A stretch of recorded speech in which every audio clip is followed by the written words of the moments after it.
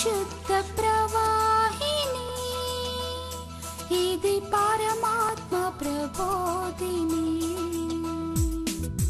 పరిశుద్ధ ప్రవాహిని. పరిశుద్ధ ప్రవాహిని అను ఈ ఆధ్యాత్మిక భక్తి కార్యక్రమమునకు మిమ్మల్ని అందరినీ కూడా ప్రేమతో ఆహ్వానిస్తున్నాము. రండి, ఈ కార్యక్రమము చూసి దైవ ఆశీర్వాదాలు పొందండి. దేవుని కోసం వెచ్చించిన ఒక గంట కదండి, అది ఎంతో అమూల్యమైనది. 1000 దినముల కంటే శ్రేష్ఠ ఒక్కరోజు, ఒక దినము గడుపుట. కాబట్టి ఆలోచన చేద్దాం. దేవుడు మనందరినీ కూడా ఇక్కడికి తీసుకొని వచ్చాడు కదండి. ఇక్కడ మనందరినీ దేవుడు తీసుకొని వచ్చాడు. కాబట్టి వచ్చిన మనందరూ కూడా ఏం చేయాలంటే దేవుని మాటలు శ్రద్ధగా వినాలి కదండి. దేవుని మాటలు శ్రద్ధగా ఉంటే మనకేమిటి అంటామా? దీవెనలు, ఆశీర్వాదములు, ఆరోగ్యములు ఆయన మందిరంలోనే మనకు అన్నీ కూడా దేవుడు పెట్టాడు. ఒక ప్యాకేజ్ ఇది కదా. ఒక ప్యాకేజీలు అన్నీ పెడతారు కదా. ఆ ప్యాకేజీలు ఏమేమి కావాలి మొత్తం కూడా ఇమిడ్చి పెడతారు. అది ఆ ప్యాకేజీలు అన్నీ ఉంటాయి. నేను చెప్పాను కూడా, దేవుడు తన కుమారుడైన యేసు ప్రభువుని పంపించినప్పుడు ఆయన ప్యాకేజీగా మొత్తం చేసి పంపించాడు. ఆరోగ్యము, ఆనందము కదండి, రక్షణ, విశ్వాసము, విమోచన అన్నీ కూడా దేవుడు ఆయనలో పెట్టి మనకి లోకంలోకి దేవుడు తన కుమారుడైన యేసు ప్రభువుని పంపించడం ద్వారా, నువ్వు దానిని స్వీకరించడం ద్వారా నీకు అన్ని కలిగినట్టే. హల్లెలూయా. దేవుని స్తోత్రం కలుగును గాక. సమయంలో మనం దేవుని వాక్యాన్ని కొద్ది నిమిషం ధ్యానించుకుందాం. మరి మరొకసారి చేరువచ్చిన సంఘ బిడ్డలందరికీ, మరి పాటలు పాడినటువంటి వారు, సాక్ష్యములను చెప్పినటువంటి వారు, వాళ్ళందరిని బట్టి కూడా మరి దేవునికి మహిమ కలుగును గాక. దేవుడు గత వారం అంతా మనల్ని కాపాడి రక్షించి మరి ఆదివారంలో దేవుడు మనల్ని చేర్చాడు. దాన్ని బట్టి కూడా మన దేవునికి స్తోత్రం చెల్లిద్దాం. హల్లెలూయా. మరి ఈ సమయంలో మనం దేవుని యొక్క వాక్యాన్ని ధ్యానిద్దాం. దేవుడు మనలను ఇప్పుడు ఆయనకు ఇష్టమైనటువంటి వారినిగా చేసుకోవటానికి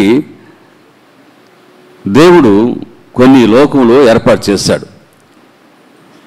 చూడండి, కిరీటం అనేది ఎవరు పెట్టుకుంటారమ్మా చెప్పండి? రాజులు పెట్టుకుంటారు. సామాన్లు పెట్టుకుంటారా? పెట్టుకోరు. ఆ రాజు ఎవరు మరి? ఈ లోకంలో చాలామంది రాజులు ఉన్నారు కదమ్మా, చక్రవర్తులు, రాజులు ఉన్నారు. అయితే మనకు తెలిసిన రారాజు యేసు ప్రభు. హల్లెలూయా. రాజులకు రాజు, ప్రభులకు ప్రభు, నిరంతరము ఏలుచున్నటువంటి దేవుడు ఆయన. హల్లెలూయా. కొంతమంది రాజులు ఉన్నారు లోకంలో, వాళ్ళు కొంతకాలం వేలేసి తర్వాత వెళ్ళిపోయారు వాళ్ళు. అసలు యేసు ప్రభు వారు ఆయన నిరంతరము ఏలే దేవుడు. అందుకని సర్వాధికారం ఆయనకి ఇవ్వబడింది. కాబట్టి ఆయన పరలోకంలోను భూమి మీద సర్వాధికారం నాకు ఇవ్వబడింది. నిత్యము ఏలుచుండెడి రాజు ఆయన. హల్లెలూయా. కాబట్టి ఆ రాజుకి కిరీటం ఉంటుంది. ఉంటుందమ్మా? కిరీటం రాజులో పెట్టుకుంటారు. సామాన్య వాళ్ళు పెట్టుకుంటారా? పెట్టుకోలేరు కదా, వాళ్ళకు ఉండదు. ఆ కిరీటంలో ఏముంటుంది చెప్పండి? కిరీటం దేని చేత పొదగబడి ఉంటుంది? వజ్రాలు, ఆ తర్వాత రత్నాలు కదండి, మణిమాణిక్యాలు, గోమేధికములు కదా, ఇన్నిటితో పొదగబడి ఉన్నప్పుడే ఆ కిరీటానికి గౌరవము, ఔన్నత్యం వస్తుంది. చూడండి, మనం ఎలా ఉండాలని దేవుడు కోరుకుంటున్నాడు. కొద్ది మాటలు మనం ధ్యానం చేసుకుందాం. జకరియా గ్రంథము తీయనమ్మా, 9వ అధ్యాయం 16 చదవండి. ఇంకా చాలా మాటలను చదువుకుందాం మనం, సరేనా? నా జనులు యెహోవా దేశములో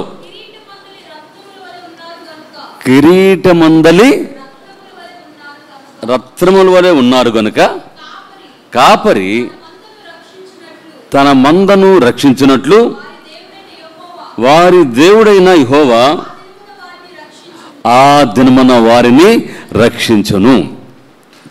ఏమన్నాడమ్మా? దేవుడు ఏం కోరుకున్నాడంట? కిరీటమందలి రత్నములు అంటే ఇక్కడ అర్థం ఏంటంటే ఆత్మలు, సరేనా?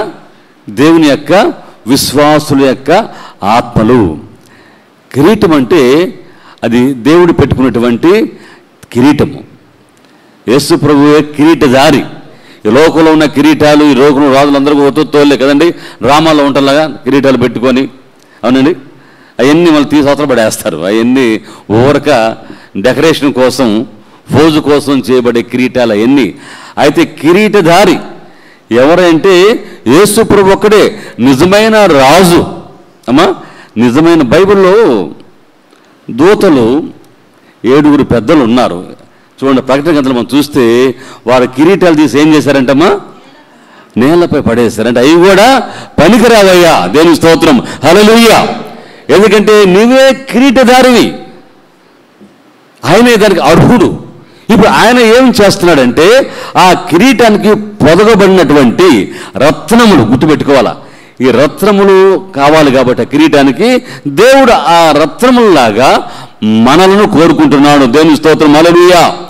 నీవు నేను ఆ కిరీటముల్లో ఉండే రత్నముల్లో ఒకటైనటువంటి సంఘముగా, వ్యక్తిగా నీవు నేను కనపడాలి. హల్లెలూయా. ఇది దేవుని యొక్క వాక్యంలో కూడా తాత్పర్యము.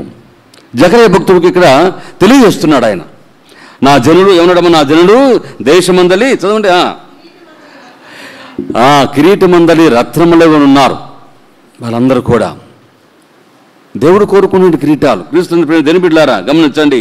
కాబట్టి రాజ్యము, రాజు, ఇదన్నీ కూడా దేవుని ఈ రాజ్యాలు ఎన్ని కూడా లోకంలో ఉన్నప్పటికీ రాజు ఒక్కడే, దేవుడు ఒక్కడే కదండి. కిరీటం ఒక్కటే, అది యేసు ప్రభు వారు ధరించుకునే కిరీటంగా మనం చూస్తున్నాం. కాబట్టి నువ్వు ఏ దశలో ఉన్నా, నువ్వు ఎట్లున్నా సరే, నువ్వు ఎంత అయోగ్యమైన స్థితిలో నీవు ఉన్నప్పటికీ దేవుడు నిన్ను ప్రేమించినప్పుడు దేవుడు నీ దగ్గరికి దిగి వచ్చి ఆ కిరీటమును దేవునికి ఇవ్వాలని ఆశపడుతున్నాడు. దేవుని స్తోత్రం కలుగుగా, హల్లెలూయా. ఎవరైతే దేవుని యందు ఆశ పెట్టుకుని ఉంటారో, దేవుని కోసం కనిపెట్టుకుని ఉంటారో, నీ స్థితి ఏదైనా పర్వాలేదు కదండి. నీ ఉన్నవాడువా, లేనివాడువా, లేకపోతే గొప్పవాడువా, ధనికుడువా, ఏదన్నా సరే, ఏ దేశంలో ఉన్నా సరే, అమెరికా దేశాన్ని లేదా యూరప్ దేశాల్లో ఉన్నటువంటి క్రైస్తవుల్ని దేవుడు ప్రేమిస్తాడా? లేదండి అండి. దేవుడు పక్షపాతి కాదు. యేసుక్రీస్తు అందరికీ కొందరికమ్మా, అందరికీ, ఏ దేశం ముందు ఉన్నా కదా, ఏ మూల నువ్వు దాగున్నా సరే దేవుడు నిన్ను బయటికి తీసుకొస్తాడు. హల్లెలూయా. నువ్వు దేవుని బిడ్డగా ఉంటే మాత్రం దేవుడికి కావాల్సింది. అలా ఉన్న నీకు దేవుడి కిరీటాన్ని ఇవ్వాలని, ఆ కిరీటంలో ఉన్న రత్నాల వల్లే పొదగబడిన వాడివిగా దేవుడు నిన్ను ఉంచాలని ఆశపడుతున్నాడు. దేవుని స్తోత్రం కలుగుగాక, హల్లెలూయా. వచ్చిన చదవండి అమ్మా, 9:16 మళ్ళీ జకరియా గ్రంథం తీయని తరుగా నా జనులు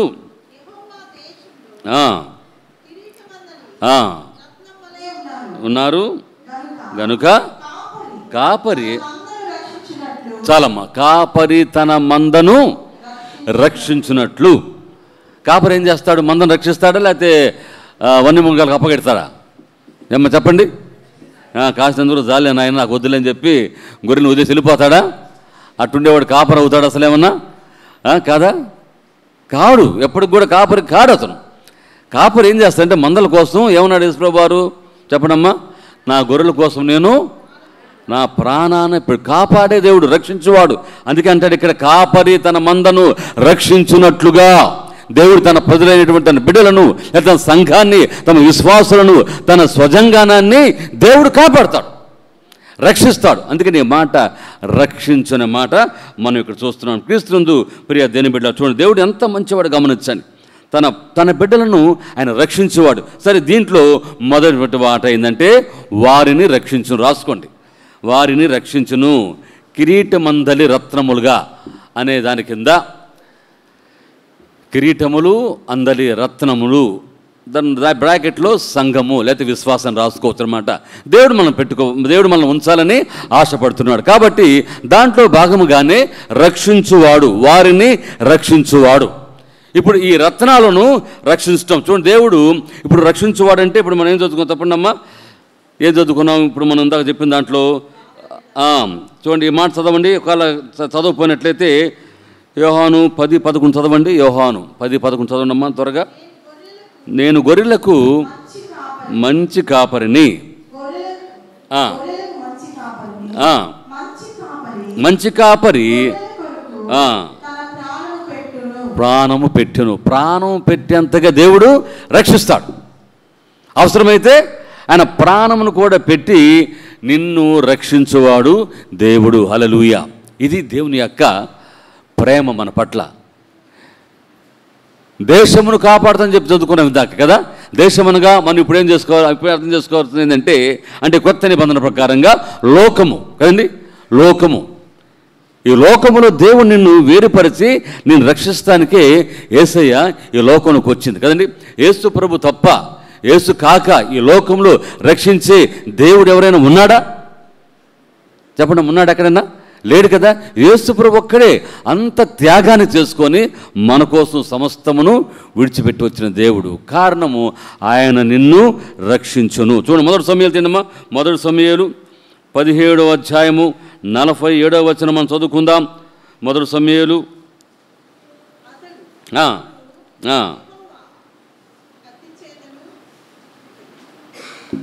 చదవమ్మా. అప్పుడు యెహోవా కత్తి చేతను ఈటి చేతను రక్షించువాడు కాదని ఈ దండు వారందరూ తెలుసుకుందరు. దేవుడు కత్తి చేతను, తర్వాత ఈటి చేతను రక్షించువాడు కాడు. తర్వాత మాట ఏంది?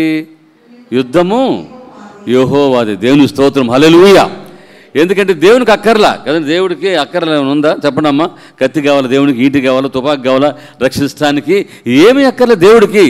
దేవుని యొక్క మహాత్మ్యం వలన దేవుడు ఆశ్చర్యకరమైన కార్యములు దేవుడు చేయగలడు.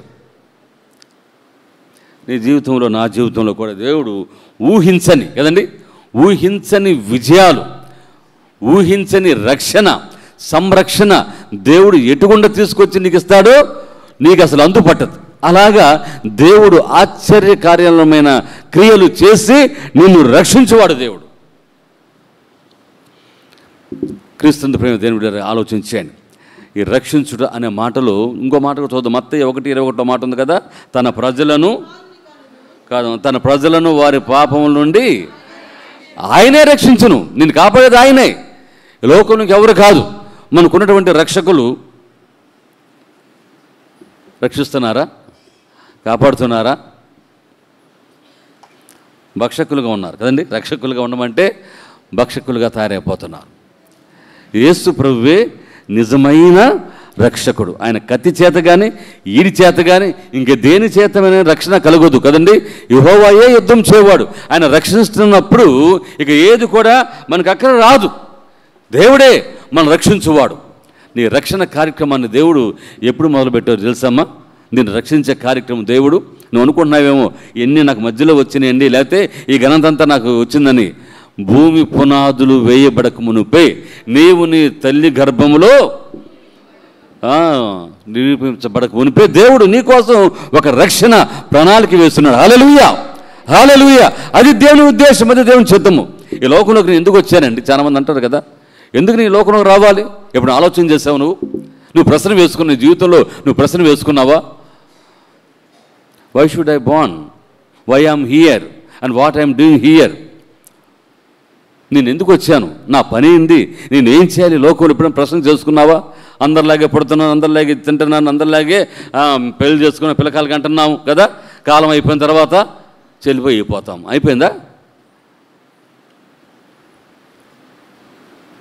మన జీవితంలో మనం ప్రశ్న వేసుకోవాలి. లోకంలో మనం జీవిస్తున్నప్పుడు should have this kind of thinking should come into our minds. మన ఆలోచనలోకి రావాలా. ఎందుకు ఉన్నాను ఇక్కడ, నేను ఏం చేయాలి, నేను నీ ఉద్దేశంలో నా పట్ల ఏమై ఉన్నాయి ప్రభువా, ఆలోచన చేసావు. అందుకే అంటాడు దావీదు రాజు, నన్ను నిర్మించిన వాడువు నీవే అంటాడు కదా. నా తల్లి గర్భంలో నిర్మించిన వాడు, నా అంతరింద్రియం కలుగు చేసిన వాడు నీవే. క్రీస్తుని ప్రేమ దేవుని బిడ్డలారా, నిన్ను రక్షించువాడు దేవుడై ఉన్నాడు. దేవుని స్తోత్రం కలుగును గాక. హల్లెలూయా. క్రీస్తునందు ప్రియ దేవుని బిడ్డలారా, మనం గమనించుకుందాం. దేవుడు మనం రక్షించినప్పుడు, అందుకే దావీదు అంటాడు 23 కీర్తన కదమ్మా, చూడండి ఏమంటాడు, యెహోవా నా కాపరి, నాకు లేమి కలగదు. ఆయన నా కాపరి. ఇక నాకు భయం ఏంటి, నాకు దిగులేంటి, దేని విషయంలో నేను భయం చెందాలి? ఇక్కడ దేవుడు ఈ జకర్యా ప్రవక్త ద్వారా తెలియపరుస్తున్న మాట జకర్యా ఏమంటాడంటే, నా దేశమందు ఉన్నటువంటి గొర్రెలను కాపరి ఏ విధంగా కాపాడుతాడో నా ప్రజలను ఆ విధంగా నేను రక్షిస్తాను. నిర్గమకాండం తీయాల. నిర్గమకాండము చూడమ్మా, నిర్గమకాండము 14వ అధ్యాయము 13 14వ అధ్యాయము 13 14. అందుకు మోషే భయపడకుడి, యెహోవా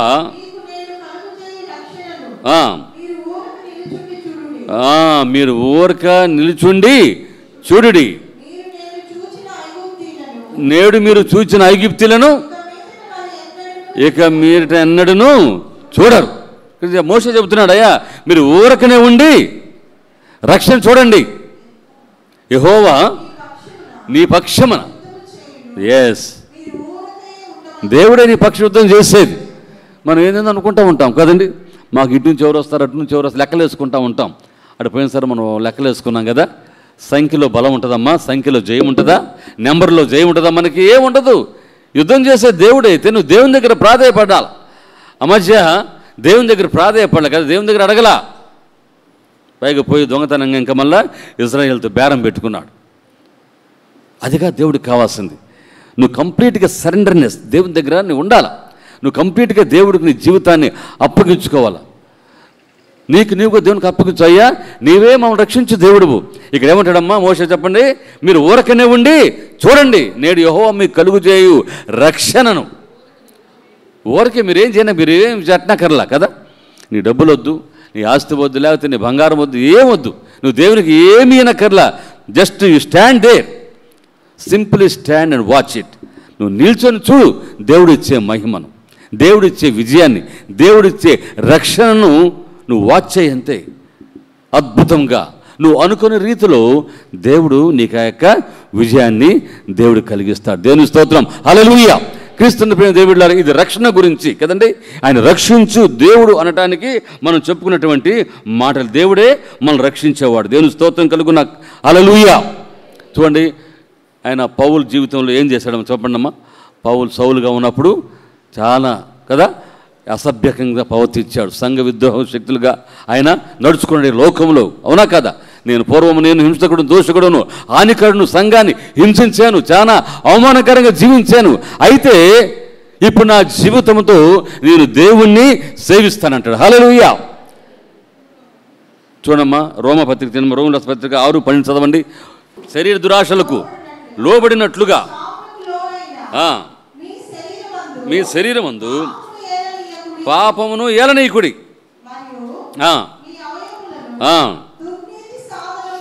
గుర్తుపెట్టు, మీ అవయమును దుర్నీతి సాధనముగా పాపముకు అప్పగింపుకుడి. అయితే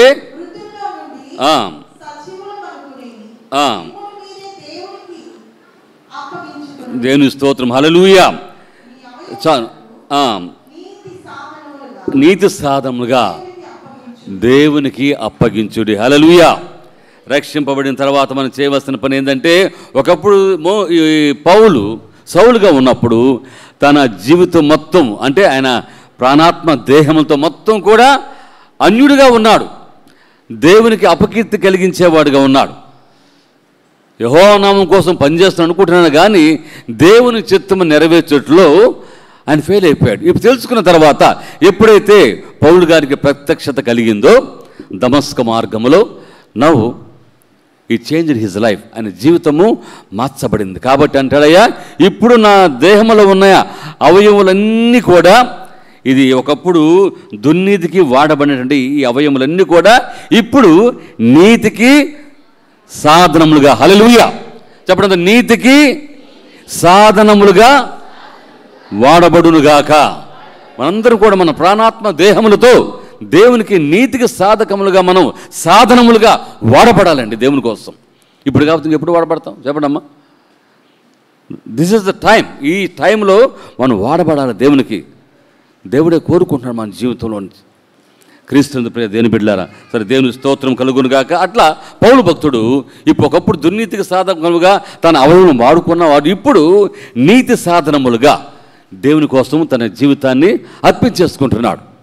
సిగ్గు వచ్చినా, అవమానం కలిగిన, నింద కలిగిన, ఎందరు దూషించినా సరే వినాలి, దేవుని వాక్యం వినాలి. ఎందరు దూషించినా సరే ఈ స్టాండ్ ఆన్ ద వర్డ్, అంటే మాట మీద నిలబడుతున్నాడు. యేసుప్రభు చెప్పాడు కదా, అమనీయులతో అన్నాడు, అయ్యా ఏంటయ్య ఇతను పంపిస్తున్నావు, ఇతను ఎవడో నీకు తెలియదా, సంఘాన్ని హింసించాడు, భయంకరంగా చేస్తాడే అంటే గమనుండాయి, నాకు తెలుసు కానీ కదా, ఇతన్ని నేను సాధనముగా వాడుకోబోతున్నాను, నాకు సాక్షిగా నేను ఇతన్ని వాడుకోబోతున్నావు. You don't know that. నీకు అది తెలియదు. నీ జీవితంలో కూడా దేవుడు నిన్ను ఎలా వాడుకోబోతున్నాడో.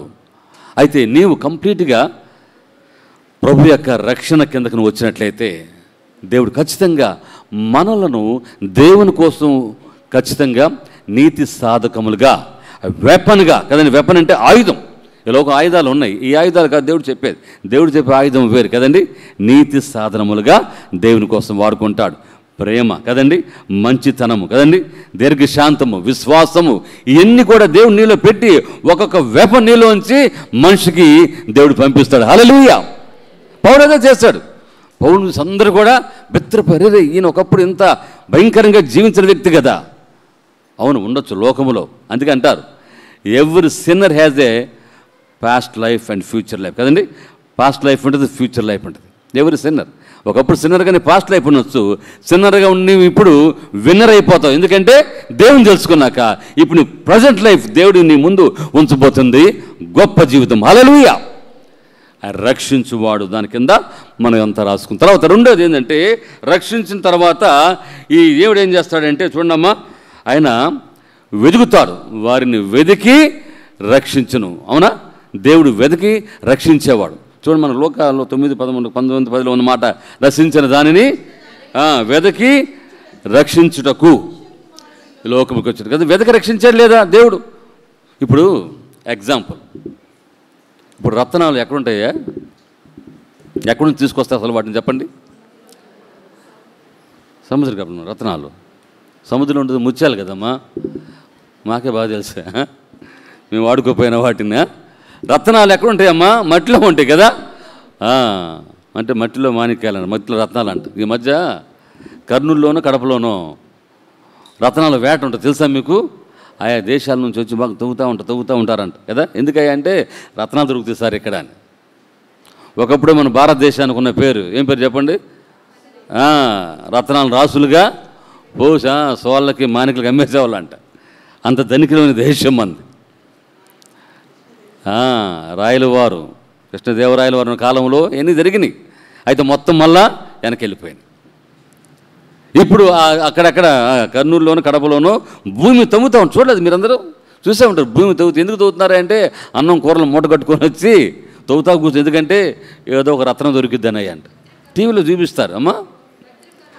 వజ్రగనులు ఎక్కడ ఉంటాయి ఆ గనులు, అవి మైన్స్ వేరు. వీళ్ళు మామూలుగా పొలాల్లో తవ్వుతూ ఉంటారంట. రత్నాలు వెతుకులాట, తవ్వుతూ ఉంటారు. అన్నీ మర్చిపోయి, ఎందుకంటే ఒక్క రత్నం దొరికినా చాలయ్యా మా జీవితము ధన్యమే. ఎందుకు చెప్పండి? ఆ రత్నం తీసుకెళ్ళి ఏం చేస్తారు? అమ్ముకుంటే 4 డబ్బులు వస్తాయి, చాలు, సంవత్సరం దాకా కాలం గడిచిపోయింది.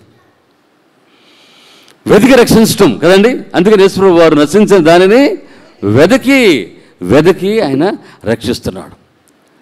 ఈ రత్నాలను వెతకాల కదండి, రత్నాలు వెతకాల ఆయనకి. అందుకని వెతుక్కుంటూ వచ్చాడు కదండి. ఆదాం పాపం చేసినప్పుడు ఆదాం దేవుని దగ్గరికి వెళ్ళాడు, దేవుడు ఆదాం దగ్గరికి వచ్చాడమ్మా. చెప్పండి, దేవుడే ఆదామా, ఓ ఆదామా ఎక్కడున్నావు నాయన, పాట కూడా రాశారు కదమ్మా. ఆదామా మంచి ఆదామా ఏడున్నావు నాయన అంటే, నేను ఏడున్నానయ్యా, ఆకులు అడ్డం పెట్టి తిరుగుతా ఉన్నానా తోటలో. ఎందుకంటే అవమానం, అపకీర్తి, సిగ్గు, దేవునికి దూరమైన వ్యక్తి, దేవుని భయమైన వ్యక్తి, దేవునికి అవిధేయంగా, దేవుని విరోధంగా పాపము చేస్తే నువ్వు తిరగాల్సిందే కదా. పుట్టల్లోనూ చెట్లలోనూ దాముకోవాల్సిందే. అందుకే దేవుడు, అందుకనే మనల్ని వెదకి రక్షించడానికి వచ్చిన దేవుడు. హల్లెలూయా, హల్లెలూయా. క్రీస్తు ప్రేమ దేవుని బిడ్డలారా గమనించండి. లోక 15:4 చదువునమ్మా. లోక 15:4లో కూడా ఎవరున్నారంటే అక్కడ తప్పిపోయిన గొర్రె కదండి. ఆ గొర్రె కోసం 99ని వదిలిపెట్టి వాటిలో ఒకటి తప్పిపోయిన అతడు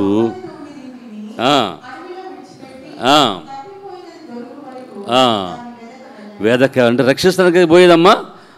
అవునా కాదా? ఆ తప్పిపోయిన గొర్రె, అది నువ్వే కావచ్చు, నేనే కావచ్చు, మనం కావచ్చు. అంటే సంఘానికి సాదృశ్యం, విశ్వాస జీవితానికి సాదృశ్యము ఈ గొర్రె అనేది. ఈ రత్నాలు ఎక్కడో తప్పిపోతాయి కదా, ఎక్కడో భూమిలో ఉన్నప్పుడు దేవుడు వాటిని వెదకి రక్షించడానికి వచ్చాడు.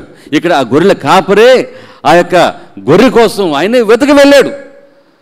వెతుక్కుంటూ వచ్చిన దేవుడు మనుషుల కోసం కదండి. ఏం పని దేవునికి?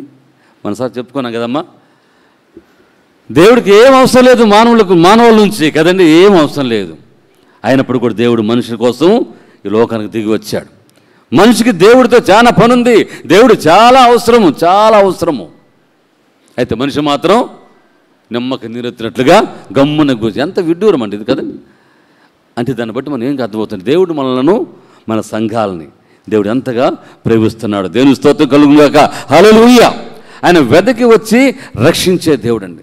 మనుషులు కూడా రతనాలని నేను పోలుస్తున్నాను. రతనాలను వెతుకుతారు, కష్టపడతారు, తవ్వుతారు, తీస్తారు.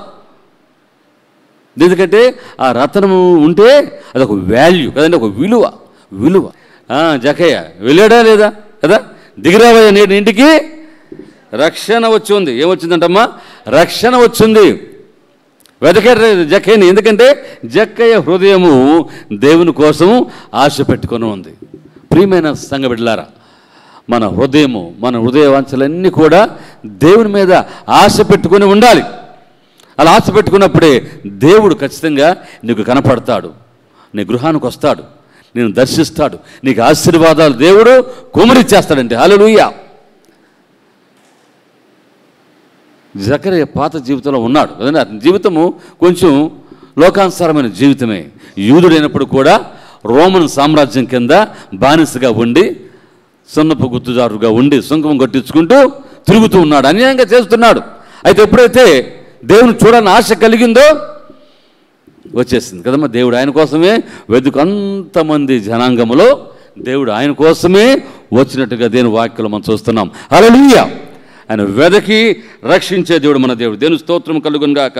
క్రీస్తునందు ప్రియ దేవుని బిడ్డలారా, గమనిద్దాం. ఇంకొక దేవుడు వెతికే ఎవరు చెప్పండి అమ్మా? యోహాను సువార్త 4వ అధ్యాయంలో ఎవరైనా చెప్పండి, టకాని చెప్పాలా? సమరయ స్త్రీ కదండి. ఎక్కడో సుఖారు గ్రామము కదండి సమరయులు. అక్కడికి దేవుడు నడుచుకుంటూ పోయాడు, ఎందుకంటే అక్కడ ఒక రత్నం ఉంది. దేవుని స్తోత్రం. హల్లెలూయా. అది దేవుని కోసం వాడబడాలి, దేవుని కోసం వెలుగిచ్చేదానిలాగా, దీపములాగా వెలుగిచ్చేదానిలాగా ఆమె దేవుని కనపడింది. కాబట్టి దేవుడు ఆ మార్గంలో పోయాడు. యూదులు సమరయులతో సాంగత్యం చేయరు, కుక్కల వల్లే వాళ్ళు చూస్తారు. వాళ్ళు యూదులు గొప్పవాళ్ళుగా ప్రకటించుకుంటూ ఉన్నారు, వీళ్ళేమో తక్కువ వాళ్ళుగా ప్రకటించుకుంటూ ఉన్నారు. అయితే దేవుడికి గొప్ప బీద ధనికులని లేకపోతే లేనివారని దేవునికి భేదం ఉందా?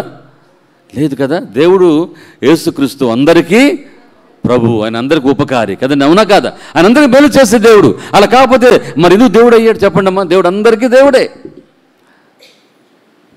ఇప్పుడు కానీ కులానికి ఒక దేవుడు కదండి, జాతికి ఒక దేవుడు, రంగుకు ఒక దేవుడు కదండి, ఇన్ని రకాలుగా పెట్టుకుంటున్నాడు. కానీ దేవుడు అలా కాదు. దేవుడు అందరినీ దేవుడు ప్రేమించేవాడు.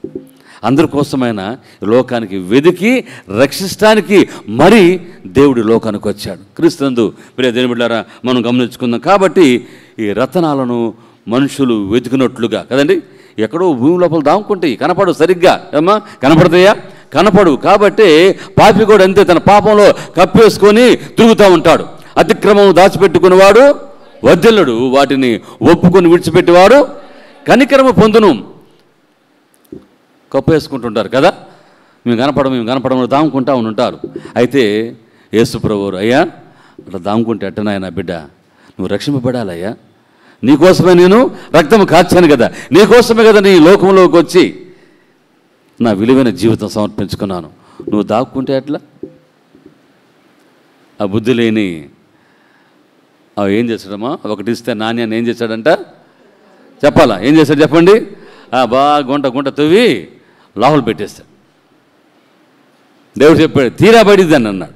అయ్యా నువ్వు బలవాడు అయ్యా, విత్తనం చోర నువ్వు కొయ్యవాడవును, తర్వాత చల్లని చోర పంట కూర్చోవాడు, భయపడ్డానయ్యా. దేవుడు ఆ విధమైన కఠిన వస్తాడమ్మా దేవుడు చెప్పండి? కాదు కదా. వాడు స్వామరేయుండి వాడు పని చేయడం చేతగాక దేవుని రాజ్యంలోనికి వెళ్ళడానికి ఇష్టం లేక ఇచ్చిన ఆ దీవెన లోపల పెట్టేసుకున్నాడు. ఇంక రాదు దీవెన. అందుకని తీసుకెళ్ళి ఏమన్నాడమ్మా, తీసుకెళ్ళి చీకటి కొట్లు. మా తమ్ముడు అంటాడు చీకట్లు కూడా ఏంటి ఆయన, చీకటి కొట్టు. గమనించండి, రేపు యుగాంతములో కదండి దేవుని యొక్క ఆఖరి తీర్పులో there is the last final judgement. ఎవరైతే ప్రభుకు దూరంగా ఉన్నారో, ఎన్నిసార్లు అవకాశం ఇచ్చినా సరే రక్షణలోనికి రాకుండా ఉండే వాతవైబడిన మనస్సాక్షి గలవారు, అవిశ్వాసులందరూ కూడా ఎడకెళ్తారంటమ్మా, అగ్నిగుండంలోకి వెళ్ళిపోతారు. అందరు గుండంలోకి వెళ్ళిపోవటమే. రక్షణ లేకపోతే, యేసు ప్రభువారు నీ జీవితంలో లేకపోతే ఆ గుండంలోకి వెళ్ళిపోవాల్సింది. దాగుకోకూడదు కదండి. రతనాలను తవ్వి బయటికి తీస్తారు, రతనాలను తవ్వి బయటికి తీస్తారు. క్రీస్తునందు ప్రేమ దేనిబిడ్డారా, దేవుని యొక్క మాటలు కూడా ఎట్లాంటి అమ్మా, రతనాలు లాంటి కదండి, ముత్యముల వంటి మాటలు ఎన్ని కూడా. నువ్వు ఈ మాటలు విని కూడా నువ్వు గ్రహింపు లేకుండా ఈ లోకంలో జీవిస్తూ ఇంకా దేవునికి దూరంగా ఉంటే ఇంకంతే. ఆ రతనాలు కూడా లోపలికి అవి తవ్వకపోతే అంట ఇంకా లోపలికి లోపలికి లోపలికి లోపలికి వెళ్ళిపోతాయి. ఇంకంతే, తర్వాత ఎట్లా కూడా బయటికి రాలేవు ఇంకా. అందుకని ఆయన వెదకి, లోకంలోకి ఆయన వెదకి ఎవరైతే దూరంగా జీవిస్తున్నారో, ఎవరైతే ఇంకా పాపలోకంలో ఉన్నారో, పాప జీవితంలో ఉన్నారో వాళ్ళందరినీ వెదికి రక్షిస్తానికే యేసు ప్రభువు 2000 సంవత్సరాల క్రితము ఈ లోకానికి వచ్చిన దేవుడు. అందుకని నేడు మనం దేవుని యొక్క నామములో ప్రార్థిస్తున్నాం, దేవుని సన్నిధిలో ఆయన బిడ్డలుగా దేవుని స్తుతిస్తున్నాం. హల్లెలూయా, హల్లెలూయా. ఎంత గొప్ప ధన్యత దేవుడు నీకు నాకు ఇచ్చాడు. చూడండి, రెండో మాట మనం చదువుకున్నాం. చూడమ్మా, రెండో మాట అయిపోయింది. మూడో మాట ఏంటంటే, ఒకటి వెతికి రక్షించే దేవుడు, మూడోది ఆయన కడిగి రక్షించును. ఏం చేస్తాడంటే ఆయన రాసుకొని, ఆయన కడిగి రక్షించును. ఇప్పుడు దావీదు మహారాజా ఉన్నాడు 51 కీర్తనలు. చెప్పండి అమ్మా, నన్ను హిస్సోపుతో నన్ను కడగమన్నాడు కదా, ఆ మాట చదవండి అమ్మా. 51:2-7 వచ్చిన చదవండి అమ్మా. కీర్తనలు 51:2, నా దోషములు నన్ను బాగా గడుగుమయ్యా. చాలా కడుగుము, తర్వాత పవిత్ర, నా దోషము పోనట్లుగా కడుగు, బాగా కడుగయ్యా. సబ్బేసి బాగా తోముతారు కదమ్మా, మురికి పోవాలి, లేకపోతే బట్టలు తెల్లగా రావాలా. ఆ డిస్టెంట్ ఈ డిస్టెంట్ వేసి కొట్టి పోతుందా మురికేమన్నా. ఇక దావీదు మహారాజు అన్నాడు, అయ్యా నేను పాపం చేశాను, ఆయన నన్ను కడుగయ్యా. ఎస్, రత్నం దొరికిన తర్వాత ఏం చేస్తారు చెప్పండి అమ్మా. దాన్ని ఏం చేస్తారు? రత్నాన్ని కడుగుతారు, శుభ్రంగా కడగాలి. కడిగిన తర్వాతే దాని రూపము బయటపడేది. దేవుని స్తోత్రం, హల్లెలూయా. దేవుడు కూడా మనల్ని బాగా కడగాలని చూస్తున్నాడు. చూడండి, 1 యోహాను 1లో ఒక మాట ఉంది కదా, యేసు రక్తము 1:9 యేసు రక్తము ప్రతి పాపములను కడిగిద్దంతే. కడిగిన తర్వాత పవిత్రంగా కనపడుద్ది అది. దేవుని స్తోత్రం చేద్దాం, హల్లెలూయా అని చెప్పండి. నా పాపములను కడుగుము. దేవుడు చేసే పని ఇది. రత్నాలు దొరికినప్పుడు వాళ్ళు ఏం చేస్తారంటే, ఆ వ్యాపారస్తులు కానీ లేదా వారు కానీ దాని ముందు కడుగుతారు. ఎందుకంటే దానికి ఏముంటుంది చెప్పండి అమ్మా, మురికి, మస్టు, తర్వాత బురద, మట్టి, ఇవన్నీ కూడా అనవసరం, అన్నీ కూడా దానికి అద్దుకొని ఉంటాయి. ఎందుకంటే దాని జీవితం అదే కాబట్టి. ఒకప్పుడు దాని జీవితం అదే, ఆ మురికిలో దాగుంది కాబట్టి ఇప్పుడు దొరికినప్పుడు దాన్ని కడగాలి. దేవుడు కూడా అంతే. మనం మురికిలో ఉన్నామమ్మా లేదా, మనం మురికిలో ఉన్నాం. ఎఫెసీయులు 2:1 ఉన్న మాట కదా, మన పాపముల చేతను, పాపములు అపరాధము రెండు కూడా మనల్ని బిగిచ్చేస్తున్నాయి. ఏమన్నా విన్నారు అందరూ లేదా? మన పాపములు అపరాధములు అన్నీ కూడా బిగిచ్చేసేసేసినాయి. ఇప్పుడు ఏం చేయాలి అంటే వాటి నుంచి మనం పవిత్రపరచబడాలి, కడుగుబడాలి. అందుకని యేసు రక్తం ఒక్కటికే మనుషులైతే రత్నాలు ఏం చేస్తారు చెప్పండి అమ్మా, నీళ్ళతోనూ దేనితోనూ ఏదో ఆయిల్స్ గీల్స్ అన్నీ కూడా వేసి కడుగుతారు అనుకుందాం. అయితే పాపములు ఎట్టపోతే మరి చెప్పాలి. పాపములు ఎట్టపోతే దానికి ఇరుగుడు ఏంటి, యాంటీబయాటిక్ ఏంటి దానికి చెప్పండి అమ్మా, యేసు రక్తం ఒకటి. హల్లెలూయా. యేసు రక్తంలో కడుగుబడిన ప్రతి పాపి కూడా పవిత్రుడిగా, పరిశుద్ధుడిగా దేవుడు తీర్చేస్తాడు. ఆ విధంగా దేవుడు మనందరూ కూడా ఉంచునుగాక. మన పాపములు, మన దోషములు, ఏదైతే అనాది కాలంలో మోపబడిన శిక్షాభారం మనం ఏది ఉందో దేవుడు అతన్నిటిని కూడా కొట్టేశాడు అంతే. ఎంత ప్రేమగల దేవుడు అండి కదా, ఎంత కృపగల దేవుడు మన దేవుడు. ఆలోచించి అపవాది దుష్టుడు గడ్డ సర్పము ఆది సర్పం మన మీద నేరములు కొంపటి తీసుకుని మేము పెట్టదన్నమాట తట్ట. ఇదిగోయా ఈయన మీద నిన్ను పాపాలు ఉంటే నువ్వు బలవాడివే, ఏంది ఆయన తీసుకెళ్తానన్నావు పరలోకానికి, నో నేను ఒప్పుకోనంట. సైతాన్ పని అదే కదా. అప్పుడు యేసుప్రభువు వచ్చి చెబుతాడు పక్కాలే కదా, ఈ బిడ్డను నేను కొన్నాను, హల్లెలూయా, ఈ బిడ్డని కొన్నాను, పవిత్రమైన రక్తముతో ఈయన కొనబడ్డాడు, ఇతని పాపములు లేవిక తుడిచివేయబడ్డాయి. యు సాటన్ గెట్ అవుట్ అంటాడు దేవుడు. అంతే. నువ్వు దేవుని బిడ్డగా కడబడిన వ్యక్తిగా నువ్వు ఉండాలి సంఘంలో కదండి. నువ్వు దేవుని బిడ్డగా నువ్వు కడబడిన వ్యక్తిగా నువ్వు కనపడాలి దేవునికి. దావీదు మహారాజు ఏమని చూడండి, మాకు చదువు నా మాట చదవండి, ఏమన్నాడు అక్కడ, నా పాపములను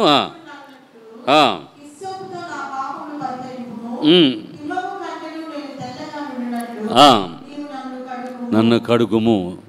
హిమము ఎటువంటిదమ్మా? హిమం అంటే మంచు, తెల్లగా కదా, తెల్లగా ఒకప్పుడు నల్లగా కదమ్మా, నల్లగా ఉన్న మనలను దేవుడు తెల్లగా అంటే పరిశుభ్రముగా పవిత్రముగా కదండి దేవుడు మనం చేయునుగాక, హల్లెలూయా.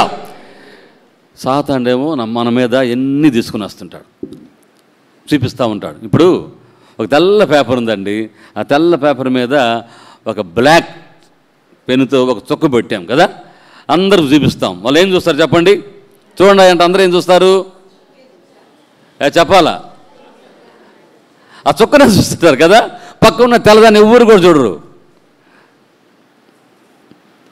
సాతాను కూడా అంతే, ఫిర్యాదు చేస్తున్నాడు, మనకి ఫిర్యాదు చేస్తున్నాడు. దాంట్లో ఉందమ్మా జకర్యాలో కదా, ఇతని మీద యెహోవా దూత సాతాను చూడండి ఫిర్యాదు అయ్యి నిలబడిటయు, సాతాను యెహోవా నిన్ను గద్దించును, ఇతడు అగ్నిలో నుండి తీసిన అడుగబడి పరిశుద్ధపరచబడిన వారై పరిశుద్ధపరచబడిన తర్వాత నీతిమంతులుగా, righteous people, your washed away and now you become a righteous people. Sanctifying, పరిశుభ్రపరచబడ్డం, అండ్ రైచస్ పీపుల్, నీతిమంతులుగా మనం తీర్చబడ్డాం. ఎంత ధన్యతను దేవుడు ఇస్తున్నాడు. ఒక్కసారి ఆలోచన చేసుకోవాలి. మనం మెరుగుపరచబడ్డాం మనం, అవునమ్మా, మనం మెరుగుపరచబడ్డాం.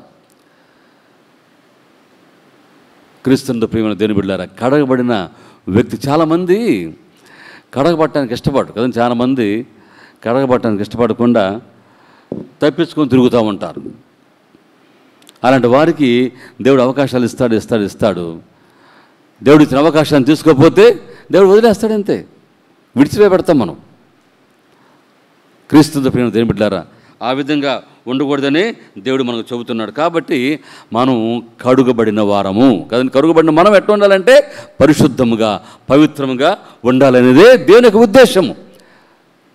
నువ్వు దేవుని కోసము రత్నముగా నువ్వు వాడబడాలి అంటే, మీకు అర్థమవుతుందా?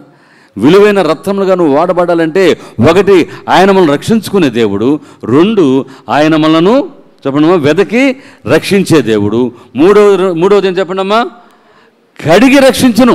గుర్తుపెట్టుకోవాలి, ఆయన కడిగి రక్షించును. అందుకని దావీదు అన్నాడు, హిస్సోపుతో నన్ను కడిగయ్యా. ఇక్కడ మరి పౌలు భక్తుడు కూడా చెబుతున్నాడు, ఏమంటాడంటే మీరు కడగబడిన వారై. కడుక్కోవాలి మనం. మురికైతే కడుక్కుంటాం కదమ్మా, మన దేహానికి కడుక్కోకుండా అట్నే ఉంచుతామా? ఉండం కదా. అటునే ఈ రత్నాలను కూడా కడుగుతారు. వెతికి తీసుకోవటం వేరు, దొరికిన తర్వాత వాటిని వాళ్ళు కడగటం ప్రాసెస్ ఒకటి ఉంది. అందుకని ఈ రక్షణ ప్రాసెస్లో ఇవన్నీ కూడా జరుగుతూ ఉంటాయి. దేవుని కిరీటాల్లో ఉన్న విలువైన రత్నాలుగా మనం పొదగబడాలంటే ఆ కిరీటానికి విలువ తెచ్చేది ఇవే. కాబట్టి దేవుడు మనల్ని సంఘముగా దేవుడు కూరుస్తున్నాడు. ఒక సంఘమని, ప్రభు సంఘమను, లేదా బ్యాప్టిస్ట్ సంఘమను, చర్చ్ ఆఫ్ క్రైస్ట్, లేకపోతే బ్యాప్టిస్ట్, ఇవన్నీ కాదు. ఇవన్నీ కూడా ఆఖరికి దేంట్లో ఉంటాయంటే దేవుని యొక్క కిరీటములో పొదగబడతాయి. హల్లెలూయా. దేవుడు ఆ విధంగా సంఘాన్ని ఏర్పాటు చేసుకున్నప్పుడు సంఘము బహు జాగ్రత్తగా ఈ విషయంలో వ్యవహరించాలి. క్రీస్తునందు ప్రియమైన దేవుని బిడ్డలారా, దేవుడు మనకు అంత విలువను దేవుడు తీసుకొచ్చిస్తుంటే మనం మన జీవితాన్ని లోకంలో వ్యర్థంగా వాడుకుంటూ ఉంటే దేవుడు ఎంత బాధపడతాడో ఆలోచించండి. కాబట్టి క్రీస్తు ప్రియమైన దేవుడు ఆయన వెదకి రక్షించే దేవుడు. మూడవ మాటగా మనం చూస్తున్నాం. ఇంకో మాట కూడా మనం చూద్దాం. చూడమ్మా 22 అపోస్తలుల కార్యములు 22:16 తీయండి. మాట మనం చదువుకుందాం. 22:16 చదువుకుందాం. అపోస్తలుల కార్యములు. కనుక లేచి పొంది నీ పాపములను కడిగి వేసుకొని చెప్పారు. పౌలు చెప్పాడు. ఇక్కడ ఎవరితో చెప్పాడు మాట? అక్కడ ఎవరు నమ్మర్చండి. అక్కడ అననీయ లేచి చదువుతా అంటున్నాడు మాట. ఇదేమన్నా లేచి పో కడుక్కోపోయి ఇంకా అయిపోయింది, నువ్వు తడవ చేయదు. ఇంకా పౌలు దీన్ని రిపీట్ చేస్తున్నాడు అనమాట. ఇటు జరిగిందయ్యా నా జీవితంలో అని అధికారులు ఎదుట ఈ మాట చెబుతూ ఉన్నాడు. కాబట్టి క్రీస్తు యేసునందు ప్రియ దేవుని సంగమా, కడుక్కోవాలి. మనకు తెలిసి కడుక్కోపోతే కదా నువ్వు ఇక ఎన్నటికి కూడా పవిత్రుడు కాలేవు దేవుని సన్నిధానంలో. దేవుడు మనం వెదకి రక్షించే దేవుడు. గుర్తుపెట్టుకున్నాను, వెదకి రక్షించే దేవుడు. తర్వాత ఆయన ఏం చేస్తాడంటే కడిగి నిన్ను పవిత్రపరిచే దేవుడు. దావీదు జీవితంలో అదే జరిగింది. దావీదు కదమ్మ, దావీదుకి అదే విధంగా జరిగింది. ఒకప్పుడు పాపంలో ఉన్నాడు, అయితే దేవుడి దగ్గర పాప క్షమాపణ కోరుకున్నాడు. తన జీవితాన్ని దేవుడు మార్చిన తర్వాత పౌలు ఇక్కడ ఈ మాట అంటాడు దావీదు గారు, నాకు కడుగయ్యా, ఈ సోపుతో కడుగు, నన్ను తెల్లగా చేయి నా జీవితాన్ని. నీ ఇంక పాపంలోనే ఉండదలుచుకోలేదు. తెలుసు నువ్వు పాపంలోనే ఉంటే నువ్వు దేవుని యొక్క కిరీటంలో పొదగబడే రత్నముగా ఉండే అధికారాన్ని, అవకాశాన్ని నువ్వు కోల్పోతావు. క్రీస్తు యేసునందు ఉన్నటువంటి దేవుని బిడ్డలారా, ఆలోచించండి. తర్వాత మాట, 4వ మాటగా చూడమ్మా, కడగబడిన తర్వాత ఏమైందని చెప్పండి అమ్మా. దానికి ఏం చేస్తారు? మెరుగు పెడతారు. అవునా? రాసుకోండి. మెరుగు పెట్టి ఆయన రక్షించును. ఆయన మెరుగు పెట్టి మనలను రక్షిస్తాడు. ఇప్పుడు ఈ రత్నాలని దొరికిన తర్వాత, కడిగిన తర్వాత ఇప్పుడు దానికి ఏం చేయాలంటమ్మా?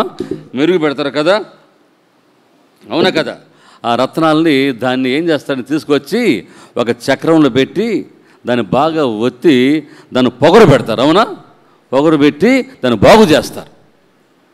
అంటే అది ఒక శిక్షలోకి వెళ్ళాలి. మీకు అర్థమవుతుంది, చెప్పేది అర్థమవుతుంది మాటలన్నీ కూడా. అది ఆ రత్నము రాయి షేప్ ఉంటుంది, దానికి ఉంటుందా? ఉండదు, దొరికినప్పుడు ఉండదు.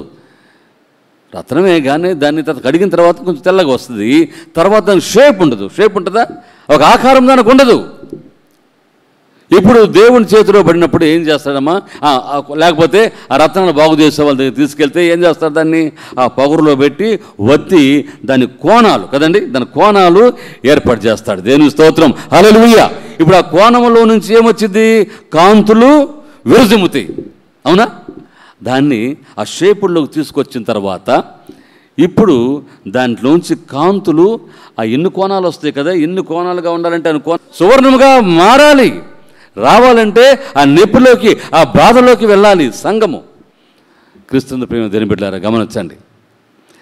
యెహోవా యేసు ప్రభువారు త్వరలో సంఘాన్ని తన కిరీటములో అమర్చుకునే రోజులు దగ్గరగా ఉన్నాయి. హల్లెలూయా. మన సంఘంలో ఉన్న బిడ్డలు కదండి, మన సంఘము ఆయన యొక్క కిరీటంలో ఒక రత్నం వలె మనం కనబడదు గాక. హల్లెలూయా. మన జీవితాలన్నీ కూడా ఆ విధంగా ఉండాలని దేవుడు కోరుకుంటున్నాడండి. కిరీటముకున్న రత్నములు ఎంత విలువైనయో మన జీవితాలు కూడా రత్నం వలె కదండి. ఒకప్పుడు మనం మురికిలోను మట్టిలోను ఉన్న వాళ్ళని మనందరూ కూడా దేవుడు మనల్ని వెతికి కడిగి మెరుగుపరిచాడు. దేవుడు దేవుని స్తోత్రం కలుగును కాక. క్రీస్తునందు ప్రియమైనటువంటి దేవుని బిడ్డలు ఆలోచన చేయండి. అబ్రహాము జీవితం తెలుసు కదమ్మా. చూడండి, అబ్రహాము జీవితం ఎట్లా ఉందంటే ఒకప్పుడు చెప్పండి అమ్మా, ఆయన శ్రమలోకి వెళ్ళాడు కదండి. శ్రమలో ఉన్నాడా లేదా? ఏమన్నాడు దేవుడు? యెహోవా దేవుడు నీకు ఒక్కగాని ఒక కుమారుణ్ణి ఏమన్నాడమ్మా? ఇచ్చేసాయి, నాకు ఇచ్చేసాయి. ఎట్లేమన్నాడు? బలి, దహన బలి. మళ్ళా కత్తిపెట్టి చంపేయటం ఒకటి, తర్వాత దాన్ని మళ్ళా కాల్చేసేయాలి, దహనం. ఎవరన్నా చేయగలరా పని? ఎవరైనా చేయగలరు. బిడ్డను ఒక దెబ్బ కొడితేనే అమ్మా ఎంత బాధో తర్వాత బాధపడుతూ ఉంటారు.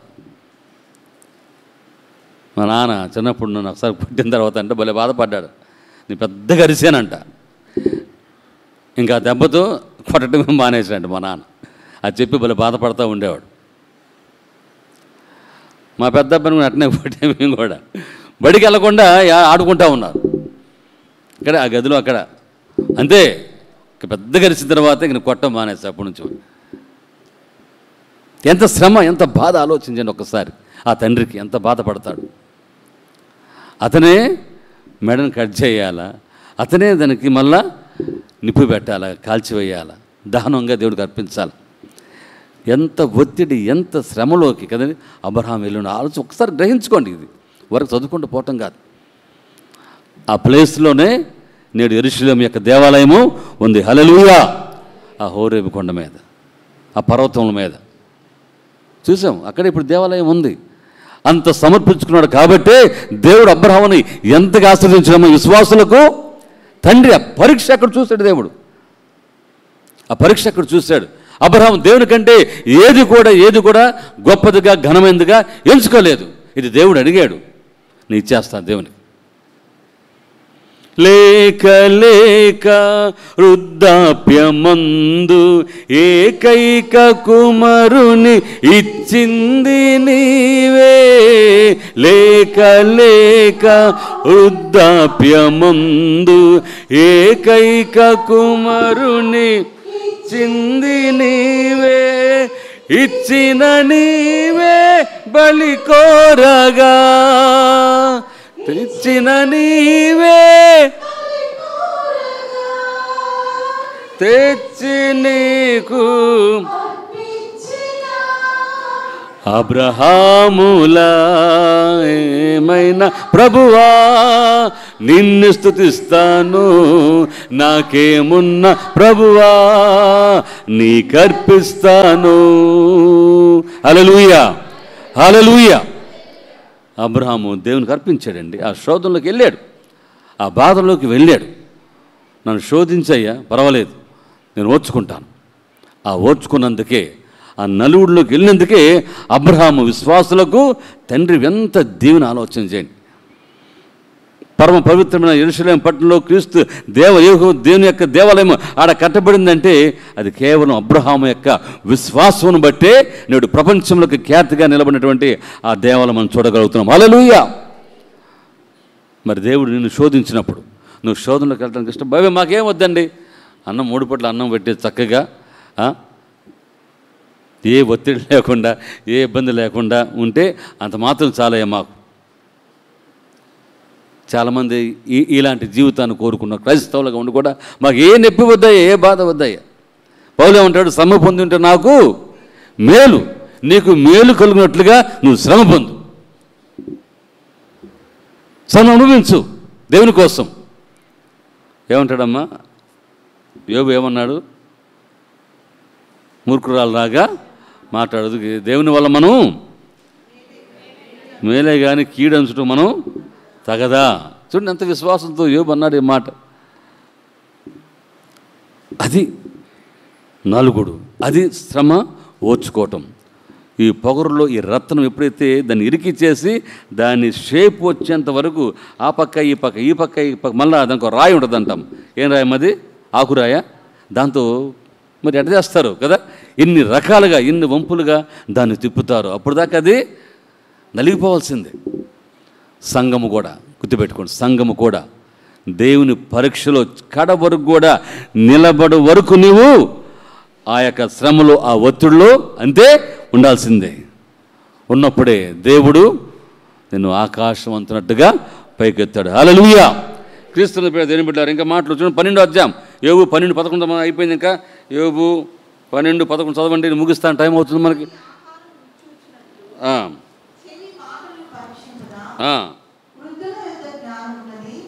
పరీక్షించిన వచ్చిందమ్మా అక్కడ.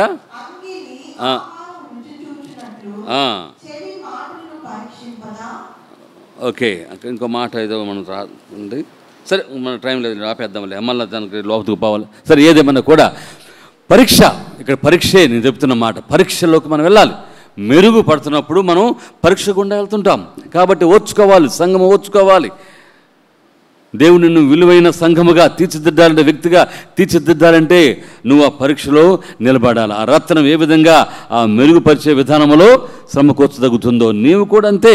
అదేవిధంగా పేతురులో చదువుతున్నట్లుగా ఏమన్నాడమ్మా, సువర్ణం అగ్నిలో పరీక్షింపబడుతుంది కదండి, అంతేనా? చదువున్న మాట చదువున్నాం ఒకసారి మళ్ళా. 1 పేతురు 1:7 చదువునమ్మా. నశించిపో సువర్ణము అగ్ని పరీక్ష వలన శుద్ధపరచబడుతున్నది కదా, దానికంటే అమూల్యమైన విశ్వాసం ఈ శోధన చేత పరీక్షకు నిలిచినదై యేసు ప్రభువు ప్రత్యక్షమైనప్పుడు నీకు మెప్పును మహిమయు మెప్పు మహిమ ఘనత ఇవన్నీ వస్తాయి నీకు. మరి నీకు ఇవి కావాలా వద్దా? లేకపోతే తుచ్చమైన నీచమైనటువంటి ఈ లోకములో ఉన్నటువంటి ఆశతో నువ్వు వాటిని పోగొట్టుకుంటావు. ఛాన్స్ ఈజ్ యువర్స్ కదండి, ఛాన్స్ నీదే, చాయిస్ నీదే. అయితే నీకు ఛాలెంజ్ కూడా ఉంది. చాయిస్ తర్వాత ఛాన్స్ తర్వాత ఛాలెంజ్, ఈ 3 నీకే గుర్తుపెట్టుకోవాలా. నువ్వు ఛాలెంజ్లో నిలబడతావా,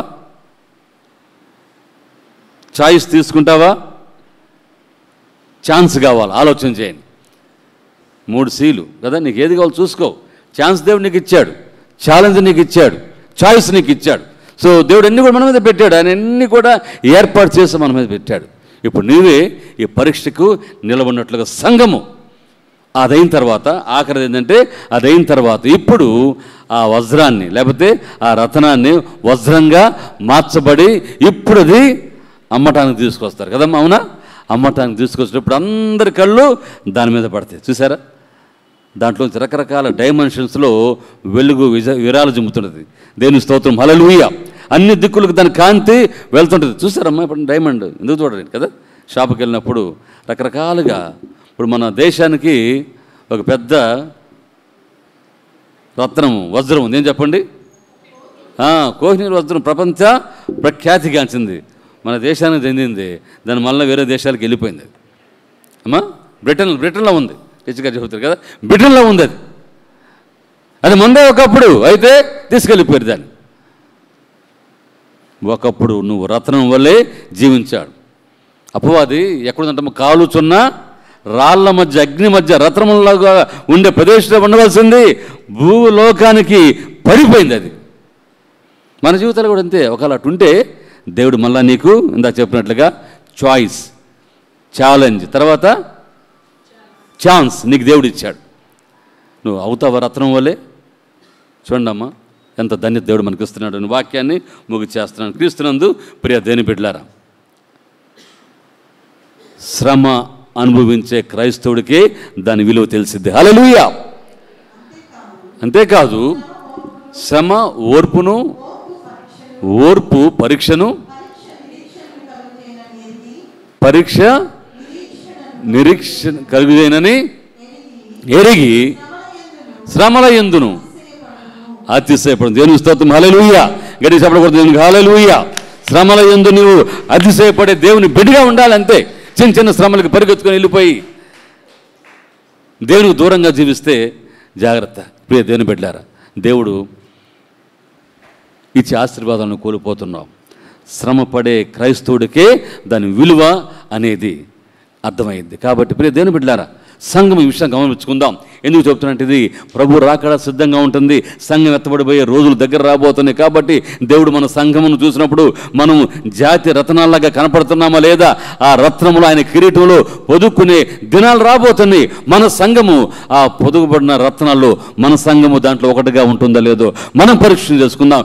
వ్యక్తిగతంగా నీవు కూడా దేవుని కోసం, మనుషుల కోసం, ఎవరి కోసం కాదండి, మనుషుల కోసం కాదు, సంఘాల కోసం కాదు, నీవు వ్యక్తిగతంగా దేవుడు చూస్తున్నటువంటి వజ్రం వలె లేకపోతే రత్నం వలె నువ్వు కనపడుతున్నావు. ఆయన పొదుక్కోబోతున్నాడు కదండి, ఆయన ధరించబోతున్నాడు. ఇక సమయం లేదు, ఇక కిరీటం ఎత్తబడబోతుంది కదండి, ఆయన ధరించబోతున్నాడు. ధరించిన తర్వాత ఇక ఛాన్స్ ఉండదు. ధరించిన ముందే నీవు ఆ యొక్క కిరీటములో రత్నముగా పొదుగుపడాలని దేవుని ఉద్దేశం. అందుకని ఆయన నీకు చాయిస్ ఇస్తున్నాడు. తర్వాత చాయిస్ ఇస్తున్నాడు. ఛాలెంజ్ నీకే ఉంది. ఛాలెంజ్ దేవుడు వదిలేశాడు. నువ్వు సిద్ధంగా ఉండు ఛాలెంజ్లో నెగ్గటానికి, గెలవటానికి. మెరుగుపరచబడిన ఆ రత్నం ఏ విధంగా కాంతి విరజిల్లిద్దో నీ వ్యక్తిగతంగా, సంఘముగా, వ్యక్తిగతంగా దేవునికి అంత ప్రకాశనీయమైనటువంటి జీవితము, సాక్ష్యము నువ్వు కలిగి ఉందువుగాక. అంటే సంఘము కలిగి ఉందముగాక.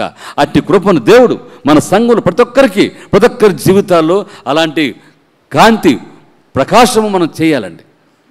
ఎందుకంటే సైతానుడు ఆ కాంతి పడకుండా ఆపేయడానికి వాడు ప్రయత్నం చేస్తూ ఉంటాడు. కాబట్టి నీవు దేవుని కోసము ప్రకాశనీయమైనటువంటి వెలుగులు విరజిమ్ముతున్నటువంటి ఆ రత్నం వలె నువ్వు కనపడినట్టు దేవుని కోసం శ్రమపడు, దేవుని కోసం కష్టపడు, దేవుని కోసము జీవించు. ఈ లోకములో దేవుడు ఇక్కడ ప్రపంచంలో అనేక సంఘాలు కదా, సార్వత్రిక సంఘం ఉంది మనకు తెలుసు. ఇవన్నీ కూడా కలిసి దేవుడు ఒక్కొక్క కదండి సంఘాన్ని దేవుడు ఒక్క సంఘంగా చేసి ఆయన కిరీటముల్లో కదా, మనకి ఎన్ని కిరీటాలు ఉన్నాయో చెప్పండి చదవండి. కిరీటాలు 6 7 కదా. అక్షయ కిరీటం ఒకటి, తర్వాత వాడవారం కిరీటము, నీతి కిరీటము, జీవ కిరీటము, అమ్మా ఎన్ని మహిమ కిరీటం ఎన్ని ఉన్నాయి. ఈ కిరీటాల్లో ఆయన రాళ్ళు పెట్టుకోబోతున్నాడు, రత్నాలని. నువ్వు ఏ కిరీటంలోకి వెళ్ళిపోతావో కదండి. మన సంఘం ఏ కిరీటంలో రత్నంలాగా మనం వెళ్ళిపోతున్నాం కదండి. ఆలోచించండి. Yes, I want to be like that. నేను ఆ విధంగా ఉండాలని సంఘము తీర్మానం చేసుకోవాలి. అలాగా దేవుని కోసము ప్రకాశమైనటువంటి కాంతులు విరజనమే ఆ యొక్క సంఘముగా మన సంఘం ఉండుగాక, నీ కుటుంబము ఉండునుగాక. ఆ విధంగా మనందరం కూడా దీవించబడుదుగాక.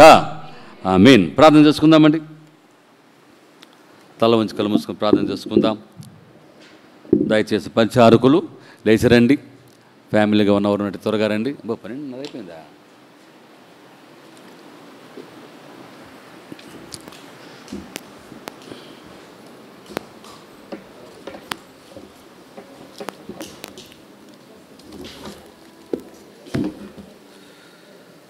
రండమ్మా. ఫ్యామిలీ ఉన్నారా?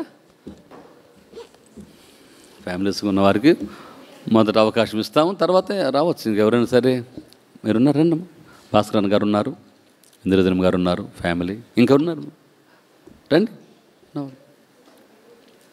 నారాయణ గారు, శాస్త్రి గారు ఫ్యామిలీ ఎవరన్నా మీరు ఆలోచన చేసుకురండి. ప్రార్థన చేసుకుందాం. తల ఉంచి కళ్ళు మూసుకుని ప్రార్థన చేద్దాం. ప్రభువా, మేము కూడా నాయన మా సంఘము కూడా నీ కిరీటంలోని రత్నము వల్లే మా సంఘము బతకబడును గాక తండ్రి. అటు కృప దయచేయండి. ఈ సమయంలో ప్రభువా, నీ రక్తంలోని శరీరం మీ పాలు భాగాలు వస్తుండగా నీ కృప మాకు అనుగ్రహించండి. నీ రక్తము, నీ శరీరాన్ని తీసుకుంటున్న మేము పవిత్ర పరిశుద్ధ జీవితాన్ని కలిగి జీవించినట్లుగా సహాయం చేయమని కోరుతున్నాము తండ్రి. నీకు వందనాలు ప్రభువా. యేసయ్య నీకు వందనాలు నాయన. ఈ సమయంలో ప్రభువా, ఈ కార్యక్రమంలో సహాయపడుతున్నటువంటి ఆయన భాస్కరన్ గారి ఫ్యామిలీని, నారాయణ గారి ఫ్యామిలీ దీవించమని కోరుతున్నాం. మా కుటుంబాలు ఆరోగ్యము, సమాధానము, సంతోషమును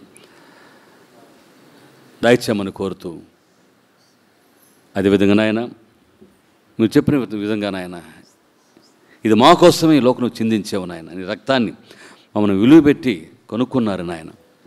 శరీరం కూడా మా కోసం విరగొట్టబడింది మా అపరాధముల నిమిత్తం, మా రోగముల నిమిత్తం ప్రభువా. కనుక ఇది తీసుకుంటుండగా మాలో రోగాలు, అపవిత్రత, పాపము లేకుండా మమ్మల్ని కాపాడమని కోరుతూ, ప్రతి ఒక్కరు కూడా పరీక్ష చేసుకొని నాయన నిజమైన సమర్పణ కలిగి తండ్రి, ఇది మీరు మా కోసం చేసిన గొప్ప కార్యముగా తండ్రి మేము మహద్భాగ్యముగా ఎంచుకొని దీన్ని తీసుకున్నట్లుగా సహాయం చేయండి ప్రభువా. లేని వారికి అవకాశం కలిగించమని కోరుతూ, ఇది సహాయపడుతున్న బిడ్డలు దీవించమని యేసునామమున ప్రార్థిస్తున్నాము తండ్రి. ఆమేన్. ఆమేన్. వాక్యాన్ని విని ఆత్మీయంగా మీరు ఎంతగానో బలపడి ఉన్నారని మేము నమ్ముతున్నాం. మీకు ఏదైనా ప్రార్థన అక్కర్లు ఉన్నట్లయితే తప్పకుండా మాకు తెలియచేయండి. మేము, మా కుటుంబము, సంఘము మీ అందరి కోసం ప్రార్థన చేస్తాం. అంతే కదండి, మీ గృహాల యొద్దకు వచ్చి మీకోసం ప్రార్థన చేయాలని మీరు కోరినట్లయితే మాకు ఫోన్ ద్వారా తెలియజేసినట్లయితే మా హన్నా ఉమెన్ ఫెలోషిప్ వారు మీ కుటుంబాల దగ్గరకు వచ్చి మిమ్మల్ని ఎంతగానో ప్రార్థనలో, దేవుని వాక్యములో ఆత్మీయంగా మిమ్మల్ని బలపరుస్తారు. కనుక ప్రియమైన దేవుని బిడ్డలారా, మీ ప్రార్థన అక్కర్లకు మాకు తెలియచేయవలసిన మా చిరునామా పరిశుద్ధ ప్రవాహిని, పోస్ట్ బాక్స్ నెంబర్ 28, క్లౌపేట 6th లైన్, ఒంగోలు.